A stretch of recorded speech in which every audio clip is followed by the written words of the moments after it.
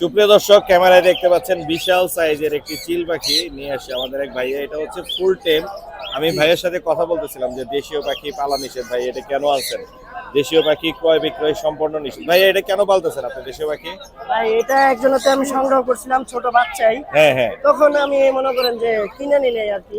আচ্ছা, এখন আমি gift। ছেড়ে রাখি টেম অবস্থায়, এখন বড় করছে ছেড়ে রাখি যায় না। যায় না, যায় না, এখন এই বাধ্য হয়ে ভাবে। খাবার দিচ্ছেন। হ্যাঁ, আমি দর্শক বলে দিই, ওর কিন্তু পাখা কাটা নেই, ও কিন্তু চাইলেই উড়ে যেতে পারবে, ওর পায়ে কোনো হার্নেস নেই। harness নাই। এই জিনিসটা ভালো লাগছে, ও বলছে যে আমি ছেড়ে দিয়ে রাখছি কিন্তু যাচ্ছে না।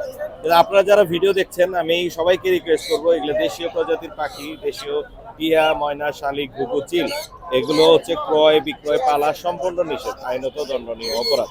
ভাইয়া বলছে এটা আমি ছেড়ে রাখছি, ও যাচ্ছে না। তো আমি এই জন্য আপনাদেরকে দেখালাম, আপনারা কিন্তু এরকম পাখি বাজার থেকে ক্রয় বিক্রয় করবেন না, এগুলো থেকে বিরত রাখবেন। ও এটা গিফট পেয়েছিল, বাট ও আজকে নিয়ে আসছে, বললো ভাই আমি ছেড়ে দিছি, ও যাচ্ছে না।